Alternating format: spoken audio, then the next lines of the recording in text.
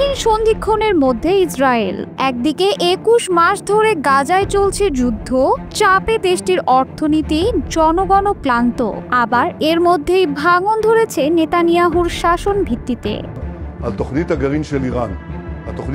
সেনাবাহিনীতে বাধ্যতামূলক নিয়োগ থেকে অব্যাহতি পাওয়া নিয়ে জোট সরকারের শরিক ধর্মীয় দল ইউনাইটেড তোরা জুডাইজম বা ইউটিজে একে একে তাদের পদত্যাগপত্র জমা দিয়েছে।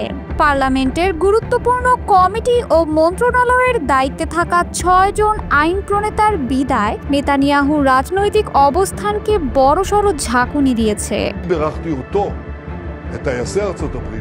ধর্মীয়ভাবে চরম রক্ষণশীল এই দলটির দাবি ছিল স্পষ্ট, ধর্মীয় শিক্ষার্থীদের যেন ভবিষ্যতেও সেনা প্রশিক্ষণ থেকে অব্যাহতি দেওয়া হয়। কিন্তু সেই নিশ্চয়তা দিতে পারেননি নেতানিয়াহু। তাদের ঘনিষ্ঠ দ্বিতীয় আরেক শরিক দল শাসও যদি একই পথে হাঁটে, তাহলে নেতানিয়াহুর জোট সরকার নিশ্চিতভাবেই সংখ্যাগরিষ্ঠতা হারাবে পার্লামেন্ট থেকে।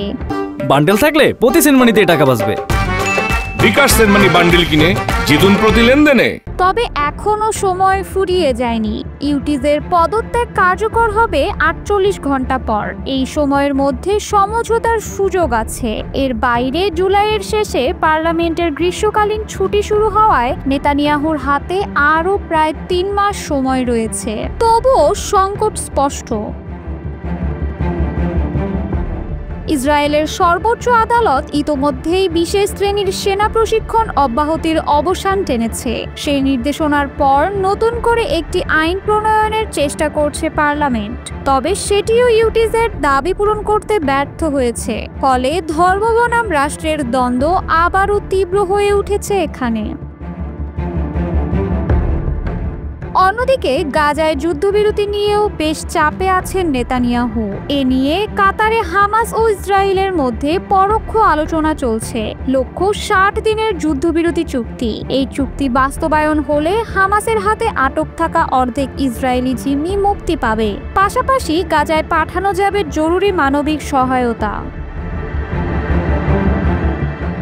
কিন্তু নেতানিয়াহুর জোটেরই কট্টর ডানপন্থী ২ মন্ত্রী, জাতীয় নিরাপত্তা মন্ত্রী ইতামার বেন গভির ও অর্থমন্ত্রী বেজালেল স্মোট্রিচ এই চুক্তির বিপক্ষে অবস্থান নিয়েছেন। তারা যুদ্ধ চালিয়ে যাওয়ার পক্ষে। তবুও মনে হচ্ছে নেতানিয়াহু তাদের ভোট ছাড়াই যুদ্ধবিরতির পথে এগোতে পারেন। তার ঘনিষ্ঠ মিত্র তোপাজলুক বলেছেন, যখনই চুক্তিটি পাকা হবে প্রধানমন্ত্রী সেটি অনুমোদন দিতে পারবেন এবং কার্যকরও করতে পারবেন।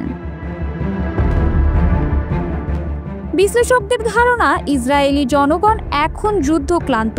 আর এই প্রেক্ষাপটে যখন নেতানিয়াহুর সরকার যুদ্ধ চালিয়ে যেতে চায়, তখন দেশের ভেতরেই দেখা দিয়েছে গভীর ফাটল। ২০২৩ সালের ৭ অক্টোবর হামাসের হামলার পর শুরু হওয়া এই যুদ্ধ এখন এক অনন্ত দুর্ভোগে পরিণত হয়েছে।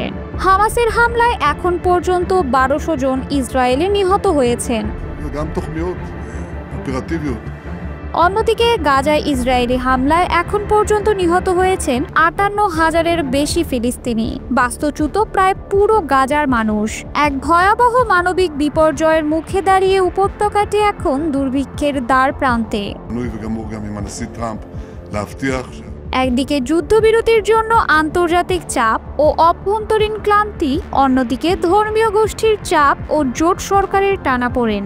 সব মিলিয়ে নেতানিয়াহুর রাজনৈতিক ভবিষ্যৎ এখন অনিশ্চয়তার ছায়ায় ঢাকা।